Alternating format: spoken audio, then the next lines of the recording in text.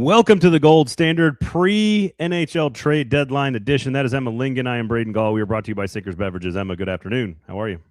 Good afternoon. I'm well. And you? I'm doing so great. I'm doing so great.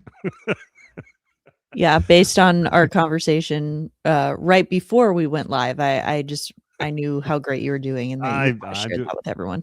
Doing great. I'm doing great, Emma. At Emma_Lingan. You can follow her there. You can follow me at Braden Gall. Please rate, review, subscribe if you're listening on a podcast app of choice. If you are watching us on YouTube, thumbs up, notifications turned on.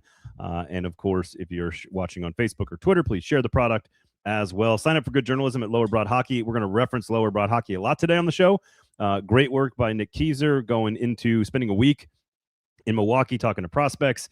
Story up that I wrote about the 10-step plan that Emma's going to destroy a little bit later on in the show about how to fix this organization. And I'm going to tease something that's coming out either tomorrow or Friday. So either Thursday or Friday as well. So we'll get to all of that coming up. Obviously, the Nashville Predators are less good at hockey than they have been in the past, but are making moves a couple of days ahead of the deadline.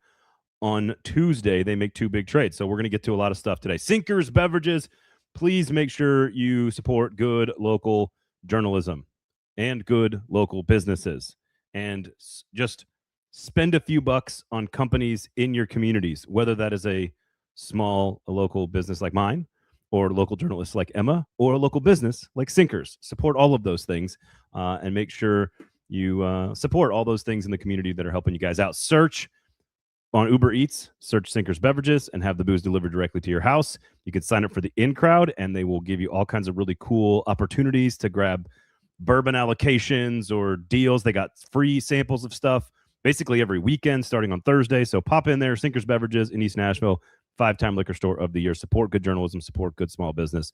That's our motto here at the company. Kevin says, love the hair. P. Houston says, last night was wild. I get the joke. I see what you're doing there. Christopher says, what are the latest rumors? Emma, we'll start there. What are the latest rumors? What are they? Well, nothing concrete at this point. I mean, that's kind of the thing. I honestly, and we've talked about this before, McCarron and Smith were two players who I could have seen a world where very realistically the Predators hang on to both of those guys, and yet they are the first two off the board. I think that they're going to miss those two guys a lot more than some people realize, but I'm not saying that it was a bad move to trade them. I think especially McCarron, getting a second-round pick for Michael McCarron is a really good bit of business for them.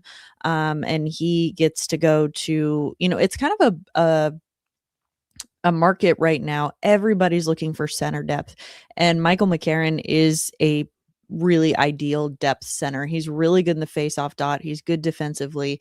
He's durable. He's big. He's the kind of guy that playoff teams are looking for. So I think that he was a very valuable trade chip. Now, the problem for Nashville is who's going to play center, because you are now down, you lost McCarron. You already have Holla, who presumably is going to be a trade chip for them as well. That leaves you with Ryan O'Reilly and Tyson Jost, and those are your two centers right now. So it's interesting to see what's going to happen there for Nashville. But I suspect McCarron and Smith are not the only two guys we're going to see moving this week. I think and hope you are correct. We shall see. So let's get to the information, of course, before we get to the actual games that happen on the ice, because I think they're going hand in hand here. And that is they first trade Michael McCarron before the game on Tuesday. He is not in the lineup. We started getting the news on that. They trade him to the Minnesota Wild for a second-round pick in 2028. So not 2026, not 2027, but 2028. So they have a second-round pick now stockpiled. They have a ton of extra draft picks already in 2026. I think they have three thirds and 2 seconds and an extra fifth. And they got all kinds of extra stuff in 26. So they go ahead and add a draft pick later on, which is sort of another wave. Ideally, if they're rebuilding here, there's a wave of prospects that comes to this club in the next 2 years, and then that's a replenishment draft pick for later on. So that's almost like phase 2 of the rebuild or whatever. But they're not done. And of course, Cole Smith plays and is in the game, and then gets traded. I don't. Was it right? Literally, like right after the game. What was the timing of that? Was it? Were you talking to him in the locker room? Like, how did it So, go I down? mean, he played a 3-second shift, so it could count as a game played, and the Right. reason that that matters is because to be roster compliant, you need to have, I think it's 20 players, in the lineup. You already lost McCarron, who was held out before the game, so you needed to have Cole Smith dressed and on the bench for the whole time, which that's gotta be agony for him because you know what's happening. He knows Yeah. what's happening, but he's just gotta sit there and can't do anything about it. So that's, probably the trade had already happened. But it was too late. Oh, In okay. Yeah, I got you. the trade had probably already happened, maybe in words, not in writing, kind of thing. But Yeah. with the mutual understanding between Nashville and Vegas, hey, like, yeah, you can have him, but we need to keep him on the bench for the rest of this game. And it was probably just kind of a handshake agreement that got finalized afterwards. The email about McCarron from the Predators came at 6:43 p.m. The email from the Predators about Cole Smith came at 9:48 p.m. I'd like to know the exact minute the game ended, like 9:47, perhaps, which is about right when games at 7 o'clock end. Of course, they trade him. They trade Cole Smith to the Vegas Golden Knights. They get a third-round pick in the 2028 NHL draft, but they also pick up defenseman Christopher Sedoff. Am I saying that correctly? 24 years old, is a 4-point player this year in 38 games in the AHL, +5 rating, 6'2", 210. He's played a lot of games in the AHL over the last few years. He's a Finnish native. What do we know about this trade, and what do you make of the two trades in terms of value? I think they got pretty good value for both of these players, to be honest. Yeah, I do. I think the set off, I'm assuming that's how you say his Yeah. name, is just it's a throw in. I don't think that's anything of consequence for Nashville. He's not going to be in Nashville. Even with the injury to Adam Wilsby right now, um, they still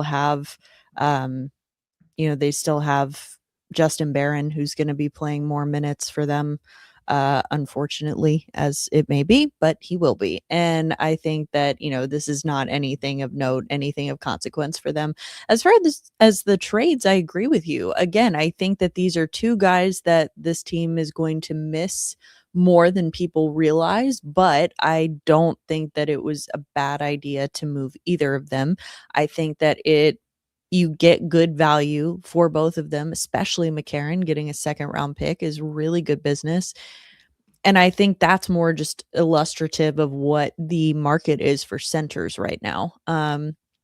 So to everyone who has been saying in the past, well, Nashville just needs to get a number 2 center, like they grow on trees. I mean, Michael McCarron just went for a second round pick, so that should tell you Right. what the center market is right now. So it's not that easy. And I think more importantly, trading both of those guys, as much as they're going to be missed, especially on the penalty kill. I mean, the penalty kill was unrecognizable last night without those two guys. So, I think that you're going to be seeing more of guys like Ozzy Weisblatt and Zach LaRue. I think you're going to see Reed Schaefer get called back up. I think you're going to see Fedor Svechkov get called back up.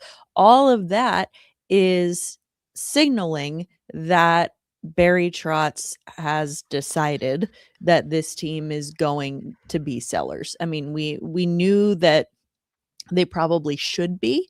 But there was always kind of a little bit of hesitation, a little bit of, are they actually going to do it though? Because they were only 4 points out of the playoffs. So they're still going to try to go for it. After that loss to Detroit, I think that Yeah, really it's kind tough. of that sealed it. It was like, all right, this is a team that even if they happen to stumble ass backwards into the playoffs, they're not going to be making any noise once they get there. And, it's Yeah. going to be more beneficial to trade the tradable pieces last night, like the which they started with last night, those two guys, McCarron and Smith. So I think it's a sign that should be promising for the crowd that has been begging for a rebuild. But here's what I don't even have a fully I don't even know. I don't even have a fully baked argument on this, but it was just something I was thinking about This last night. is where we bake it, though. This is the baking process. Yes. So I'm gonna bring you my recipe and my Let's do it. ingredient, and I maybe love we it. can make it. So I was thinking about it. Losing McCarron and Smith, again, it's hard for the team. It's hard for me personally because those guys, it's like losing your friends. I mean, those are two of the guys who are left from the team that when I worked for the Predators, when I first started covering this team in 2022. Those were two of the original guys. They were two of the only ones left. And so now the only guys left on the Predators roster who were there when I started covering this team in 2022 are Philip Forsberg, Roman Josi, and UC Saros. You can kind of throw Luke Evangelista in there because he debuted later that season, but it's really just those three. McCarron and Smith were the last two. So this team looks completely different now than it did when I started covering it. So in theory, I think about like, oh, a team that looks completely different. That must mean that they are really going for a rebuild here, that they have really, over these last 3-4 seasons, that they have really committed to this rebuild. And that's what the roster turnover has signaled. But it doesn't. Like, this is not a team that maybe last night does a little bit look like a rebuild, but if you look at all of the moves that have happened in totality from 2022 until now, I think it's like, okay, we've seen a lot of roster turnover, but for what? Like, it just hasn't really led to. I think I was just thinking about it in comparison with one almost win over Vancouver with 8 seconds to go. Yeah, great. Was it game 3 of that series? I think it was. No, but I think I've been thinking about it in comparison of, I also in MLB world, I cover the Pittsburgh Pirates, and that is a classic rebuilding team. Every year. Well, yes, but this year in particular, like someone, I forget who it was, but someone had, posted a side by side of their, projected opening day roster today versus their opening day roster in 2023. There are literally 2 guys on that roster, and the team now looks so much better than the one in 2023. So that's kind of like, okay, that's, roster turnover for a cause, for a purpose. It was ugly for a while, but you get to where you are now. You look at the Predators roster and it's like, okay, it's changed a lot, but it's not any better. It's also not clearly a rebuilding team through this entire thing, because it's like, if you committed to the rebuild back in 2022, then you don't add Ryan O'Reilly and Steven Stamkos and all of these other guys. So it's like now you're just kind of in this hard position that they tried one thing, it didn't work. Now, hopefully, if they are going to the rebuild, they stick to it and they commit to it. I would not put the O'Reilly, Nyquist, Shen free agency, which is Barry Trotz's first summer, three years ago, I think, his first summer of contracts, where we all were like, what is he doing? I don't, like, in the moment, I was wrong. I thought those were strange contracts to give out. I think it turned out that those were excellent contracts to give out because they were all trade chips. Honestly, they're veterans that could fill gaps, and they were designed to sort of eventually get you through on one position or the other, and then be able to trade it. It's the summer spending spree. It's the Shea, Marchessault, Stamkos spending spree that people are like, that's not rebuilding. That's trying to win after making the playoffs the year before. I would agree with you on the Shen and Nyquist portion of that. O'Reilly, I think you can't put in the same category because Shen and Nyquist were brought in to sort of be like those plug and play pieces. And I mean, Nyquist ended up being a top line winger, having a career year. That was kind of a happy accident. But I mean, O'Reilly has become so central to this team's success that you brought in a guy who should have been brought in as a supporting role. You brought him in to be a centerpiece. And I think they did the same thing with Stamkos. They did the same thing with Marchessault at this point in their career. So again, if you had brought O'Reilly in to be your third line center 3 years ago, I don't have a problem with that. I think that's fine. But like, again, I guess my thought is that you benefit no matter what. Like if you do get better faster than you expect, and this is not really worth a long conversation, but Yeah, if you're, I think that's still giving them a I just little think bit too much credit. I just think he's a huge asset no matter what. 1 year deal, It is. 4 year deal, third line center, first line center, trade chip or starter. Like he's an asset to the team, to young players learning, to trade deadline moves. Like I just think he's kind of like on his own. Like he doesn't count as a rebuild or a go for it piece. He's just like that's a good thing to have in your locker room, no matter what it is. If that makes sense. Sure. So, for sure. But I think the moves in totality, if we don't get into the nitty gritty on O'Reilly, if you just look at everything in totality that has happened between when I started covering the team in 2022 to now, it just doesn't make sense because first, like that first season, that was the year that they traded Ekholm, they traded Granlund, they traded Jeannot. That was the like, okay, they're rebuilding. This is going to be the start of the rebuild. They made John Hines wander in the desert for 40 days. Exactly. And so then it was like, all right, this is going to be the reset. They bring in Andrew Brunette, being like, okay, let's keep the expectations low. This is a rebuild. I mean, they never called it that, but it's like, this is what it is. Barry Trotz is here. Brunette's here. You bring in, let's say for the sake of argument, okay, you bring in O'Reilly and Shen and Nyquist, and those are all fine, value adds that you bring in who can be trade chips later. Fine. Everything still looks like a rebuild. And then, and I mean, this is not a new argument. We've talked about this before. It was that 18-game point streak. And that is what threw this entire thing off. And then that's what caused the, the following summer, the Stamkos and that whole deal. So I think that they all just got high on their own supply during that 18-game. They really did. And now, I mean, you just kind of look at where they are now and it's like, okay, the roster looks completely different, but they're in the same place. They're in the same place. And I agree. That's my issue with it, where it's like, okay, sometimes you can look at like, if you look at like the Chicago Blackhawks during their dynasty, and then, when that ended, look at their roster like 3 years later. It was this is ugly. This is rough, but we can see what's coming. Yeah. I feel like you don't really have that in Nashville right now, which is what concerns me. I agree. It was crystal clear what Chicago was doing. There's no mushy middle about that. All right, let's get to some comments here. Lots of you guys in the comments, so I appreciate all of you. Thumbs up, notifications, share the product, Sinkers Beverages, follow Emma on the Twitter machine, all that great stuff. All right, Jeffrey says, if McCarron is worth a second, then O'Reilly is worth at least a team's entire prospect pool. I appreciate that. But it does paint a pretty clear picture of what everyone can be worth. Eric Holla in this conversation, which we'll get to what other moves need to be made.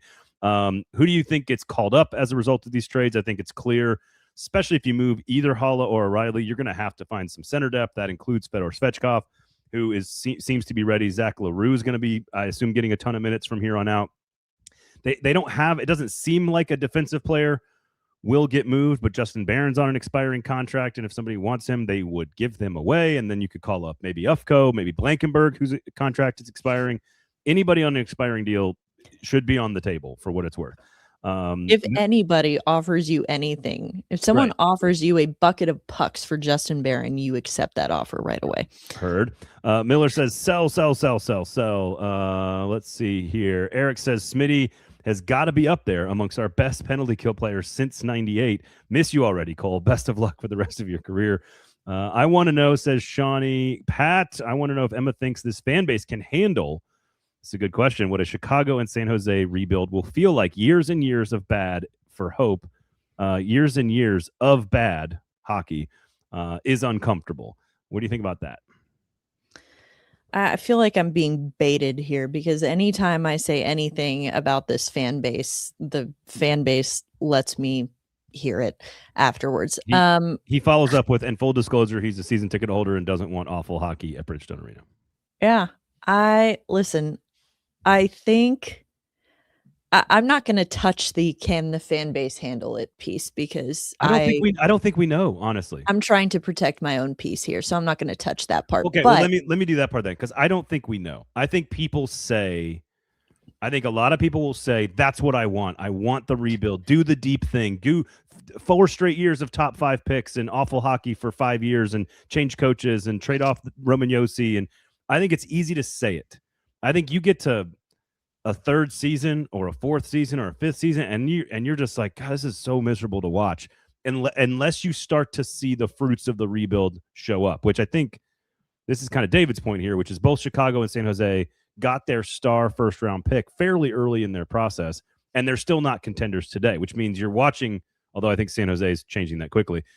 Connor Bedard, you've gotten to watch Connor Bedard for a few years already as part of the bad hockey, if that makes sense.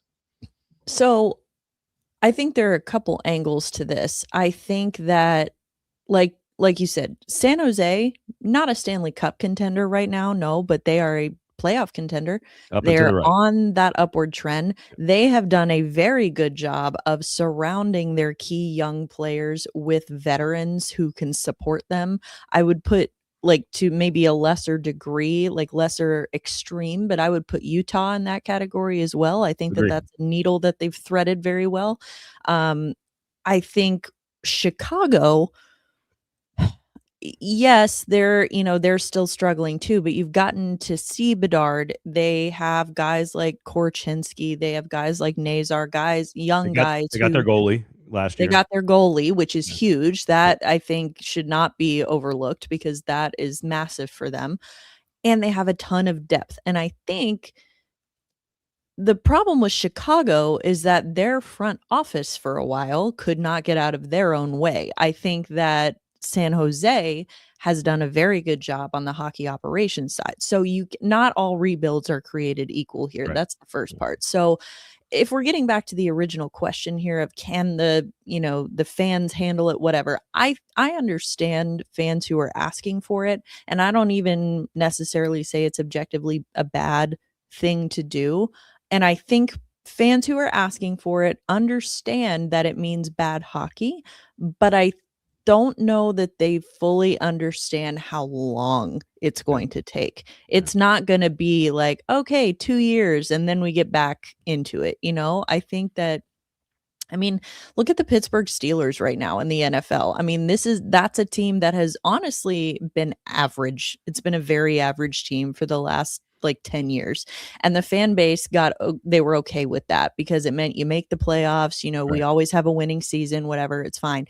Now, their coach is gone. They don't have a quarterback. They're looking at like, oh, we might actually be below average right now. And this is something that, we want to get back to the winning, but we don't want to go through all the dirty work to get there. Yeah. And I think that, the Predators are kind of in that spot right now. And quite honestly, rebuild's never going to be a 1-year thing. And people know that. But I think that by changing course so many times, or even just like twice in the last 3 years, they have set themselves back even further. Which so is like it's just going to take a long time. And going back, the other piece of this, I think, is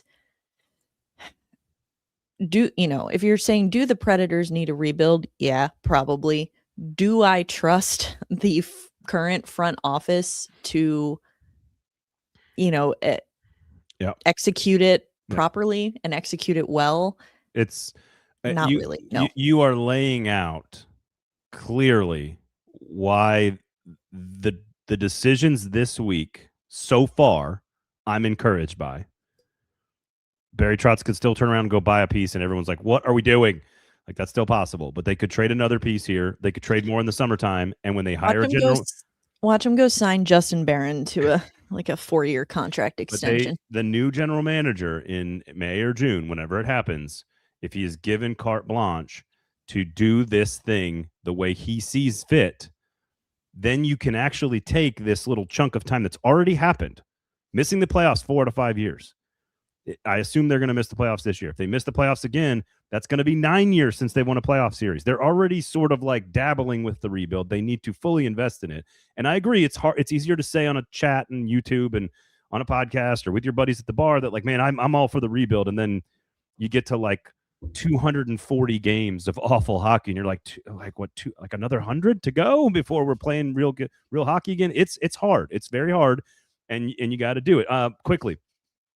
Is Connor Griffin in that starting lineup for the Pirates? For the Pirates, I don't know. Does that count? You're a baseball insider. I need to know. I've got fantasy drafts coming up, so let me I know. know, and I really don't know. I don't. If you're asking my opinion, I don't think he should be, but Well, you gotta. I know I'm in the minority there. You So gotta push his contract date back or whatever. he'll be up. Yeah, service time manipulation. Yeah. The Pirates do best. But going back to this though, I think it's also, I think you bring up a good point about we've already gone through some bad times here. And quite honestly, I don't think that you can count these last 2 seasons toward the rebuild. I don't think, if you're thinking like, oh, the average rebuild takes like 4 years or whatever, I don't know, pick a number. Why not? Because they've changed course in their plan twice. Like last year was bad, but it wasn't supposed to be, you know? Like they weren't operating under the assumption that it would be bad. I know what you mean. I would say that you can't, like, what happened is they started the rebuild that year you were talking about. Ekholm, Jeannot, I think Niederreiter was traded. Granlund was traded. I think all those guys were traded. They fire Hines. They hire Burnett. That is the beginning. New general manager, new coach, trading all your veterans. That is the start of the rebuild. And they definitely I know. They definitely then came back and changed course incorrectly. As a matter of fact, it worked out because they went deeper into the rebuild on accident. I think that all that matters is you got a top 5 pick. So I would say that when I say they haven't won a playoff series in 9 years. 3 top 5 picks at least. Right. But that's what I'm saying. But you don't need one this year necessarily if you get one next year and the year after. Like then you get 3 top 5 picks out of 4 years, probably 4 top 12 picks in a row. That does count. I don't think you can, unfortunately, it was a false start.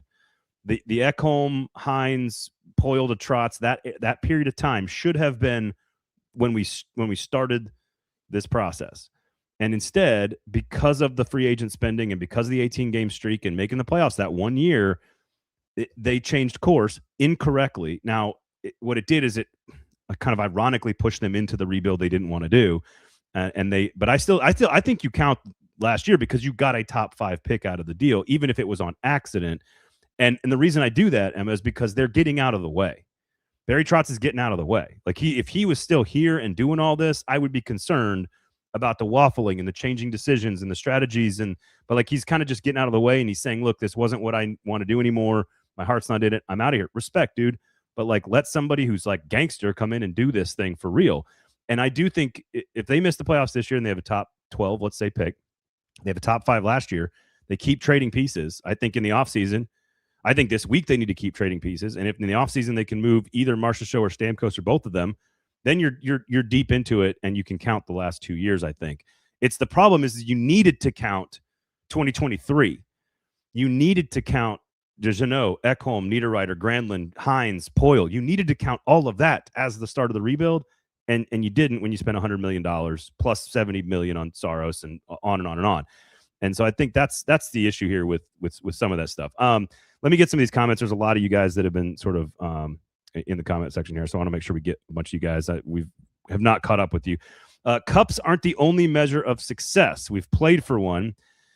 How about try to make the Western Conference Finals more than 3 times in a decade? 3 times in a decade is pretty good. How about win a playoff series 1 time in a decade? That could be useful. I think there would be a lot of people who disagree with the cups aren't the only measure of success comment after this team has been in the mushy middle for so long. I'm just saying. I agree. Sake of argument. Kevin, I agree with this. There's no direction with this franchise. That's the biggest problem most of us have. Making the playoffs is a direction. That's his argument, of course. This isn't a playoff team, wasn't a playoff team last year. I tend to agree with that. Kevin and Shawnee just doing the podcast for us in the comment section. I appreciate that. Let's see here. Miller says they tore it down and then tried to build it up in free agency and basically ended in the same spot. That's exactly what Emma's saying, and I agree with that. Did San Jose look fun the last 5 years? Building was so empty you could throw a boulder into it and not hurt a dozen people. I think that's that whole thing is just hard to predict. Fan support, how much fun it is, how quickly a young player comes up. Like we might see some of the next 25 games here or whatever to some degree. And look, like no one is saying, or at least I'm not saying, I don't think you are either, Braden, that, it's going to be fun in the early going of this. But the idea is for it to be, short term, not fun now for long term fun Right. in the future. Because if you look at San Jose right now, that's a fun team. Yeah. Even last year, I loved watching them last year because they were clearly not a playoff team last year, but you could tell they were just young and they were so fun to watch. And it's like that's the point you want to get to with San Jose, like with Nashville too. And I think the problem is that if you want to constantly, and this is something we talked about before, we talked about it recently even, if your biggest priority is filling the building, like putting butts in seats, which quite frankly, I think that is the Predators organization's largest priority at the current moment. Okay. They have done a really good job of that in recent years with the whole like, oh, we stayed just competitive enough to make it interesting and to keep it fun, but we either barely make the playoffs or we don't make it at all. But hey, at least we had good hockey games. That's fine. If putting butts in seats for 80 or 41 games a year is going to be your biggest priority. But I think that is not gonna, you can't continue with that for years and years and years and hope that eventually you stumble into a Stanley Cup. Like that's not how it's going to work. And so I think that you also can't just have, I mean, again, proof positive right now, you can't just have 2 bad years and then end up, looking like a contender 2 years later. So I think that it really is going to depend, back to your earlier point, Braden, it's going to depend a lot on what the next GM decides to do. David says, so Nashville rebuild will need a front office rebuild also in order to work. And so I want to get to sort of my 10-step plan to fix the organization. One of them is you probably need to rework the front office. It is not a knock on Jeff Kelty, Scott Nickel, and Brian Poyle. They are qualified candidates to be general managers in this organization or elsewhere. They have done I would say, a solid job building a successful franchise by and large during their tenure. But the Predator way has run its course. I just think in general, with Poyle and Trotz stepping away, you're nearing the end of the Roman Josi era. All those major pieces that were a part of those teams that were a decade ago are all gone, other than basically Philip Forsberg and UC Saros. And I just think it's not that they're not worthy. It's that sometimes you just need a reset. You need a fresh start. You need a fresh slate. You need a clean slate, whatever you want to call it. And I think that's one of the things that I put in my story. I want to get to that momentarily. Nash Lana says, I'm behind on the feed, but if you guys have a chance to get to my question, I'm interested to know what your thoughts are about Braves' vision and whether the Predators will team up with them. The short answer, is absolutely not. They are not going to. I'm just going to tell you, stay tuned to Lower Broad Hockey. There are a few more T's to dot and a few more I's to cross, but there will be news on that front at Lower Broad Hockey very soon. Very soon. Like maybe it's already out by the time you're listening to this. so just stay tuned on that. So here, let's continue here because I want to get into. We need to look at sort of who else they can move because here's some numbers I want to throw out with you guys. They now lost 5 out of 6, of course. Now, I don't love how the Detroit game went down with Josi getting the clearly tripped, and then it leads directly to the game-winning goal. Like that is a really unfortunate way for this team to maybe have to look in the mirror and say, no, we're selling. But I do think that's what happened. I think they looked at that was a really unfortunate play. It was nobody's fault. It's a bad call, but it ended in a loss. It was 4 out of 5. Then they trade 2 players and they lose again, and now it's 5 out of 6. And here's some other numbers. They have 4 wins in 14 games, Emma. 4 wins. That's not good. That's terrible. 4 wins in 14 games. They are 4-6-4 in that span. They have not given up 1 or fewer goals since January 8th. They've given up 4 goals 7 times in the last 14 games where they've only won 4 times. They are not a playoff team, guys. And I'm not saying that to be rude to anybody. Fans or players or coaching staff, they're just not a playoff team. And I think some people looked at McCarron's deal first yesterday, in particular on Tuesday, and said, "Oh, it's a fourth line center. It doesn't mean it doesn't mean they're not going for it. It doesn't mean they don't have a chance to make the playoffs. It doesn't mean they shouldn't commit to trying to go for it, blah blah blah blah." I'm like, no. You don't trade one of your most valuable pieces at a variety of different roles on the ice: penalty kill, face-off circle, defensive zone situations, a leader, a clubhouse guy, and a position at a premium position. You do not trade that piece. It's not a signal that they're like selling everybody, but to me, the McCarron deal, more so than Cole Smith, was telling people, I don't think we're making the playoffs this year, because I don't think you can make the playoffs without Michael McCarron or Cole Smith, frankly. I just don't think you can. And so they're already, with the two guys, not very good at hockey. So I hope that this is Barry Trotz in his final moments of critical decision-making, doing the right thing and saying, we've got to cut our losses, commit to this thing that we kind of loosely committed to later or a couple years ago, dive in all the way. And that means every possible piece between the second we are taping this until 2 p.m. Central Time on Friday, almost every piece with the exception of a few. Yossi, Forsberg, Saros, I don't know who you want to put on that list. Some of the young talent.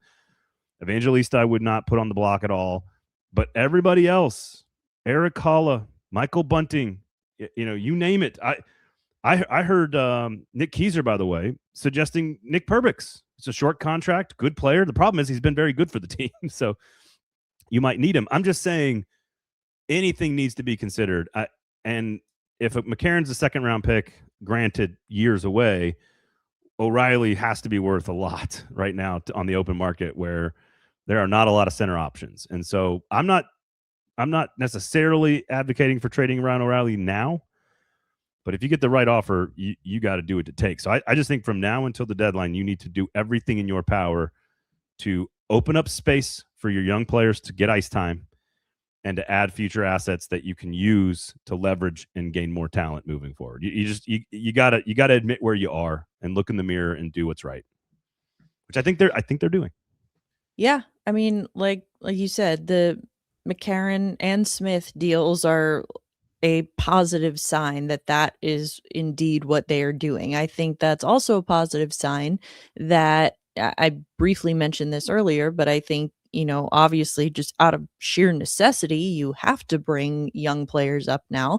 I mean, you have young players who are already there, guys like Weisblatt, LaRue, who are going to be seeing, more opportunities, bigger opportunities right now. You're going to bring Schaefer back. You have to bring Svechkov back. Like, literally, who else is going to play center? And I think that you have to then, that gives more excuses, because for too long they've been on this, we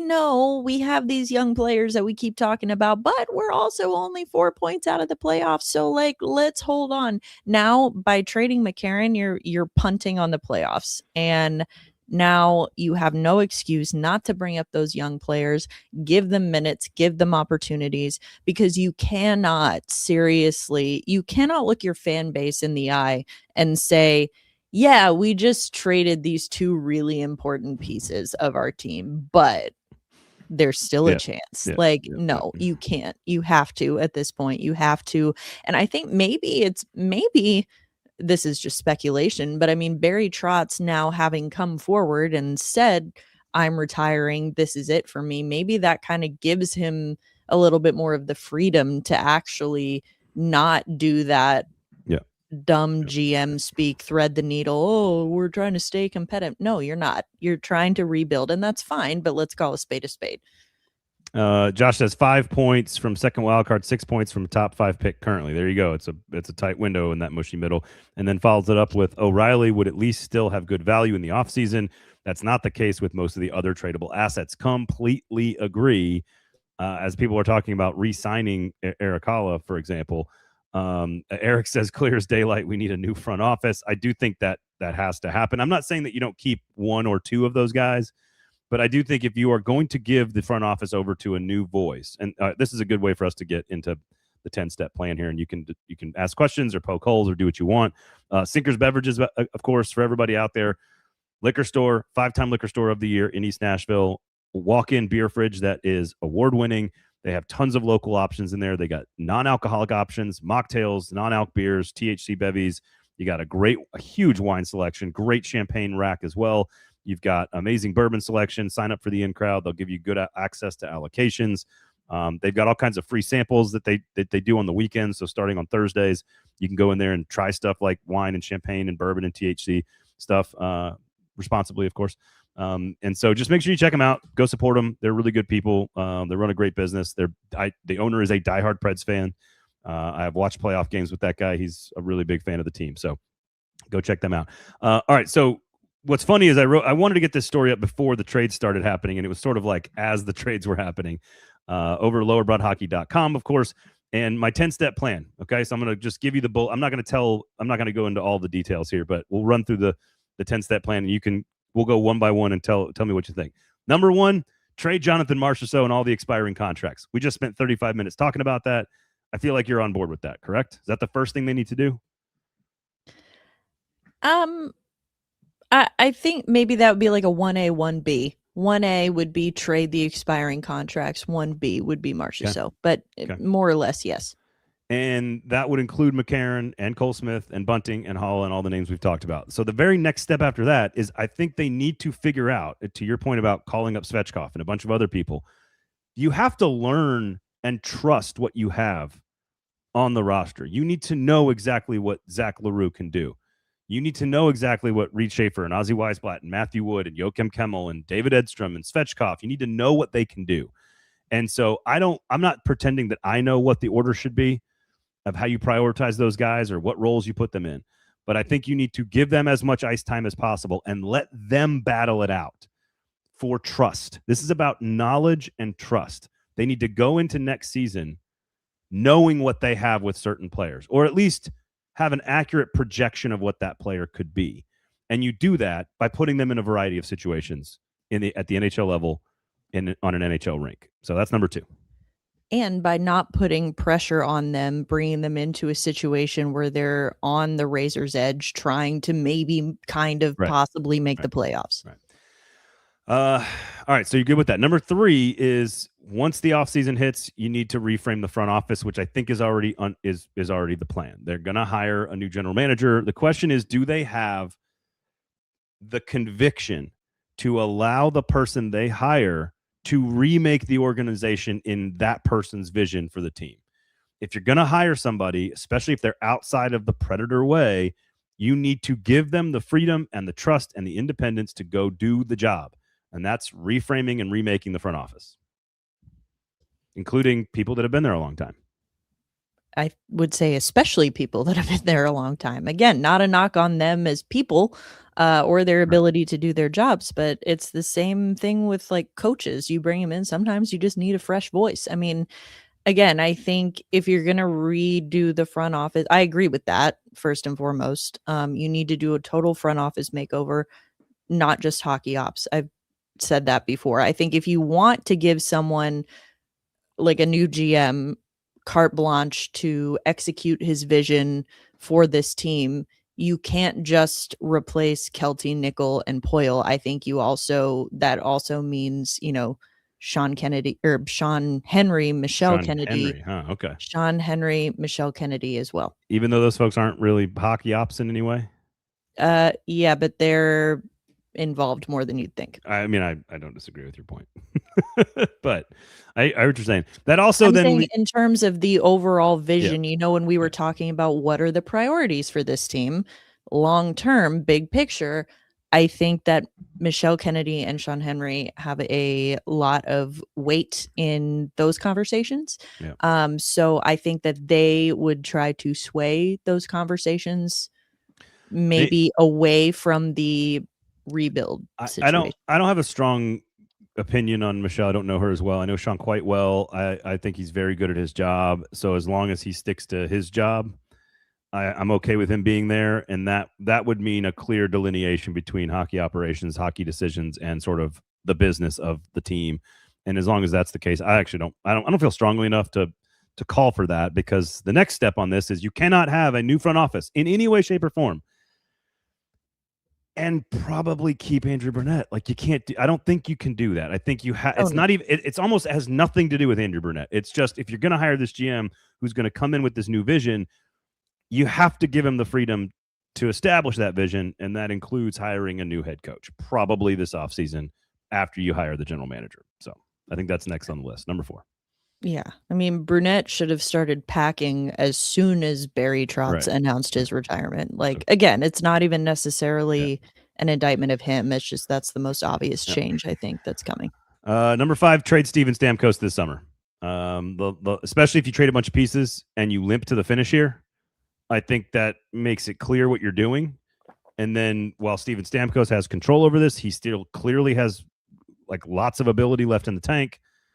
I have a feeling if you kind of are bad the rest of the way, and the prospects for next year look about the same, a third bad season, I imagine you could convince him to waive the no trade clause and probably get something back for him this summer, which also might have to include retaining salary. But I think, $2 million retention, trading Steven Stamkos for $6 million a year, I feel like there'd be some takers for that for sure. Yes. I think for sure. And I don't think he'd waive his no trade to go anywhere, but I think that, if you can come to a mutual agreement, I think that makes a lot of sense. The good thing is he has drastically improved his trade value this year.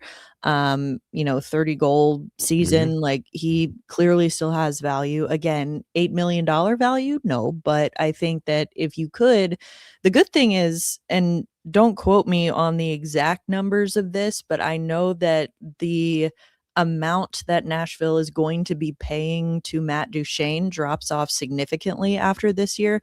So you still only have a certain number of retention spots and like buyout spots and all of that. So that's neither here nor there. But I think just in terms of like, if you're trying to, you have 3 retention spots and they have none used next season. They have they owe like a few bucks for Colton Sissons and Matthias Ekholm this year. That's off the books for next year. And Duchene goes from 6.5 to 1.5 next year. Yeah. So it's not, that's a different category too, because it's a buyout instead of retention. But the point being that if you're just looking at immediate, like short-term spending, you're going to be spending a lot less next year on a guy like Duchene. So maybe that makes you more amenable to eating salary on Stamkos. You know whose dollar figure doesn't go down next year for like the 5th straight year? Kyle Turris. Kyle Turris, baby, still on the books for $2 million. A nice, cool $2 million.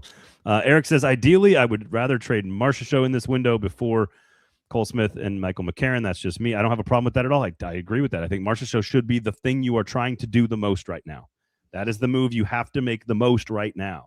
You got to get that contract off the books. 39-year-old Jonathan Marchessault for 4 more years. No, it's not the right fit for him. He's not the right 39, but he'll be 39 in his last year of his contract, and that's yeah. I don't want 37, 38, or 39-year-old Jonathan Marchessault on the team. Again, go win a cup somewhere else. He could be an asset somewhere. It's not a knock on the player. It just didn't work here. Is this a 10-step plan for 4 keys to the game when we are promised one number and we only get maybe 1 or 2? It's Ford keys to the game because Ford is the sponsor. Right. I've seen a lot of people complaining about that. New Ford. GM equals new coach. Don't pull a Titans move. I can get on board with that, says David. Bruno is an all right coach, but has some glaring flaws. There you go. Okay, so let's see here. Get back to our 10-step plan. Number 6 is quality over quantity. You have a ton of extra draft capital. You've got to figure out a way, and it's going to be hard to do. I'm not saying this is easy, but you've got to figure out a way to add quality, not quantity. They don't need another 7 B- prospects. They need 1 or 2 high-level guys. And if that means you trade Stamkos and O'Reilly and a bunch of seconds and thirds to get an extra first, go for it. But you need first-round picks. I would prefer top 12, top 10 picks, but those are hard to buy. Anything in the first round is fine. I think the Brady Martin, Cameron Reed, Riker Lee draft class, you need a couple more of those. You need another like 2-person or 4 picks in the first 2 rounds or 2 picks in the top 15, some combination of quality over quantity, which is, of course, very hard to do. I'm not saying that that's easy, but that's number 6 on the list. Yeah, I agree. But even I would go one step further and say even outside of the top 12, like anywhere in the first round, teams are not trading their first round picks. They're just not. And I don't know why, really. Like, I mean, I'm sure I have guesses as to why, but I think that, for this upcoming draft class in particular, I think it's going to be, as long as you have a first round pick right now, you have a shot at Gavin McKenna. So you're not giving up your first round pick. But I think in general, teams are not giving up their firsts. And I think it's because they're probably seeing what's happening with teams like Edmonton, teams like Florida. Like, eventually the good vibes run out and you don't have a farm system. I think Tampa's the exception, but I think that eventually the magic will run out there too. So I think that, I don't know, teams are just not trading their first right now. I agree. And I know it's hard to do, but just that, I think there's a philosophically just focus on that. And that if that's an extra second for 2/3, then do that. Like, just figure out a way to add quality, not quantity. Number 7 on the list is don't invest in anything unless it can be flipped in a future asset. This is sort of just another warning after last year's free agency class. If you want to go get some rentals this summer, go for it. Don't be tempted to invest and help your new coach, whoever that may be, with some quick fixes. I don't mind some O'Reilly, Nyquist, Shen type of stuff, aging veterans that you can trade. But if you think it can be flipped, go get it. If you're thinking about spending on somebody that's a piece for the future, I'm out on that.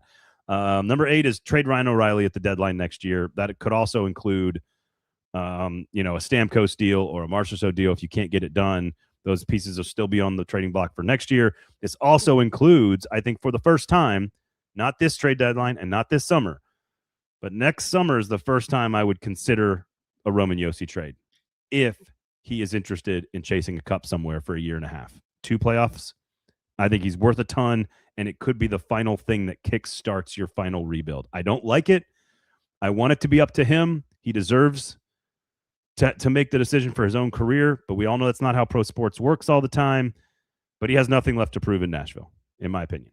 So, yeah, I don't know. I don't know how much he would want to do that, and obviously it is ultimately his choice, but I agree. I mean, in terms of O'Reilly, I say you hang on to him until next year's deadline. I think that's the right move, because he's still a valuable piece, even in a rebuild. With Stamkos and Marchessault in particular, I think I do not see him, even if he doesn't get traded at the deadline this year, I do not see him starting next season on the Nashville Predators. I see him getting moved this offseason for sure. Yep. Maybe Stamkos as well, if you can find a partner. But I think Marchessault for sure, just he's not a fit. Yeah, I can't argue with that. The Preds are about to be really bad for many years, like very awful team. Y'all are gonna hate it. So there you go. Retaining money on Stamkos from Kevin says it isn't about getting cap relief of his contract. It's about what you're bringing back in return. I think it's both, frankly. So you just never know. Now that Bill Haslam is a face for this team, do you see him wanting a rebuilding team and culture? That right there is the $5 billion question. Because number 10 on my list is turn them all loose, man. Just turn the kids loose and let them play. And then suck it up and deal with the bad awfulness that was in the comments there. If you do all this stuff, if you can, and I'm not, Philip Forsberg, I don't think is in this conversation. I still think he has enough left in the tank to be a part of the next phase of good hockey. He's got 4 more years left on his contract. If you're really bad for 2 more seasons, could you be good shooting for a playoff race in 3 years? Maybe. I don't think you're championship contention, but should you be swinging upward and have an upward trajectory by then? You probably should. So can Forsberg be a positive part of that? Maybe. Maybe he's a final trade chip in 3 years. I don't know. But otherwise, if you do all this stuff, Marchessault, Stamkos, O'Reilly, Josi, draft picks, expiring contracts, new coach, new front office, if you do all this stuff, you should have a really talented, like 25 to 30 group of players. And let's see what happens. Let's see what happens. There's no guarantees, but let's see what happens. I think I think the dangerous part of all of this is that because we know that Barry Trotz is leaving and there is so much unknown in terms of the leadership and the path forward here, we dare to have hope, and hope can be a very dangerous thing. I'm not saying that as like abandon all hope, ye who enter here kind of thing. I'm just saying I think that there is I think you turned down your microphone by grabbing it. by grabbing. I got really excited. I'm sorry. I think though the point is that you need to. Can you still not hear me? I can barely hear you. I don't know what's happening. I think do you have a volume switch on your microphone when you grabbed it? No? Okay. Maybe play. There we go. Now we're good.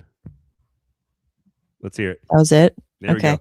Okay. She was so passionate about this. She disconnected. I talk with my hands. I'm Italian. It's a problem. I can't not talk with my hands. That's good.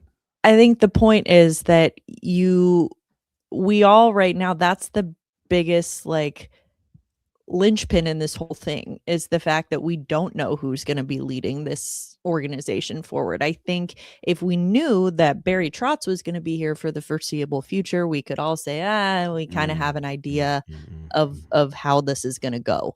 Right now, because he's not here, or he's not going to be here, I should say, he's still with us. We dare to have a little bit of hope that this could maybe turn out a certain way. I would just say, not say don't have hope. I'm just saying temper your expectations. Yeah. Know that it really is like a 50-50 situation right now on which way this could go. Yeah, I think that's fair. All right, quickly want to promote some stuff going on here. Lower Broad Hockey. Shout out to Nick Keyser. Really good stuff on Zach LaRue, Fedor Svechkov, Matthew Wood. Did a whole prospect report where I think he talked to Cole O'Hara and Reed Schaefer and David Edstrom and Tanner Molendijk, Carl Taylor, about balancing some of the development focus and the team winning in Milwaukee focus, which is always a tension naturally in the AHL. I thought it was really interesting. One of the themes throughout the entire week of his coverage in Milwaukee was that almost everybody sort of like vaguely referenced how the different focuses on defense were in Nashville versus Milwaukee. I thought that was a really interesting. It wasn't something that he like made the feature of his story, or that players were talking about first thing. Or what I thought was interesting was almost every prospect was like, yeah, we're a little bit more focused on defense and controlling the zone and leaving the defensive zone in Milwaukee. And they don't do that in Nashville. And I thought that was interesting, not because I know which one is right or wrong, but because I just thought it was an interesting observation from a bunch of young players saying, yeah, we're a little bit more focused on discipline in the defensive zone in Milwaukee. And I said, I mean, I know that sounds like the old Predator way, but they used to be really good at defense in this town, you know? Justice for UC Saros. You picked up on that too? Yes. Justice for UC Saros. One more game in the regular. One more game against Boston on Thursday until the trade deadline at 2 p.m. I am out of pocket, let's call it, next week with Forced Family Vacation, aka Metro Nashville Public School spring break. We leave Friday evening. I am attempting to sneak a quick trade deadline pod in on Friday with Emma and Nick, hopefully. If that happens, then great. Can't wait. But there will be some news around the future television situation for the Nashville Predators, probably Thursday morning, hopefully. So make sure you check out Lower Broad Hockey. We're going to have something up for you guys on that. I think there's some clarity coming soon, and I think you guys will be interested in that. So check it out, Lower Broad Hockey. Emma, where can all the great people find you? You can find me on social media at Emma_Lingan, and you can find me here at Lower Broad Hockey, or the gold standard, technically, every week. Yeah. Yes. There you go. Otherwise, enjoy the last game before the deadline. We will hopefully talk to you guys on Friday. Thank you all for being so active and awesome in the comments today. Kevin and Miller and Josh and just all you guys, man. Fantastic today. Very active with, you got Tate in there and you got Eric. I'm trying to get to all of you guys. David, and I don't even know what this guy is right here. It looks pretty gross to me. So we appreciate you guys. Even if you're spamming the comments, we do appreciate you guys. Other than that, please check us out. Please support the show, support Sinkers Beverages, and have a great time waiting for the deadline to show up. We'll talk to you soon. For Emma, I'm Braden. Thanks for listening.